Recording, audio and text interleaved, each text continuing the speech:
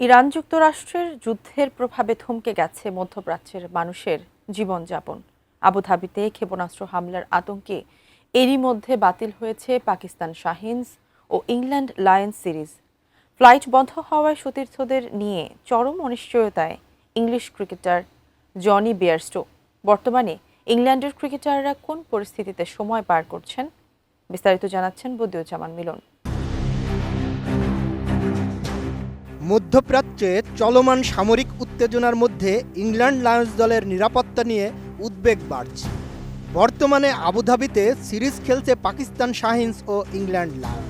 আবুধাবিতে অবস্থানরত ইংলিশ ক্রিকেটারদের দ্রুত দেশে ফিরিয়ে নিতে যুক্তরাজ্যের প্রধানমন্ত্রী কিয়ার স্টারমারের কাছে সরাসরি আবেদন জানিয়েছেন ইংল্যান্ডের তারকা ক্রিকেটার জনি বেয়ারস্টো।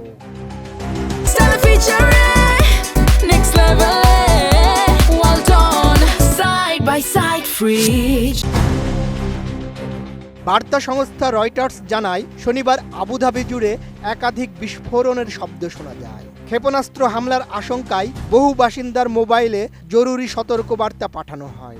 সেখানে নিকটবর্তী নিরাপদ ভবনে আশ্রয় নেওয়া এবং জানালা থেকে দূরে থাকার নির্দেশ দেওয়া হয়। আবুধাবিতে হামলার ঘটনায় অন্তত একজন নিহত হয়েছে, তবে এ বিষয়ে বিস্তারিত তথ্য প্রকাশ করা হয়নি। পরিস্থিতি আরও জটিল হয় যখন দলটির নির্ধারিত ফ্লাইট বাতিল হয়ে যায়। বেয়ারস্টো সামাজিক মাধ্যমে অভিযোগ করেন, ফ্লাইট বাতিলের পর থেকে এয়ারলাইন্সের পক্ষ থেকে কোনো যোগাযোগ করা হয়নি। তিনি লেখেন, সব ধরনের যোগাযোগের চেষ্টা করেছি, কিন্তু কোনো সাড়া পাইনি। 28 ফেব্রুয়ারি এক বিবৃতিতে England and Wales cricket board জানায়, দল ও স্টাফদের নিরাপত্তা আমাদের সর্বোচ্চ অগ্রাধিকার। আমরা নিরাপত্তা বিশেষজ্ঞ ও সরকারের সঙ্গে যোগাযোগ রেখে সরকারি নির্দেশনা অনুসরণ করছি।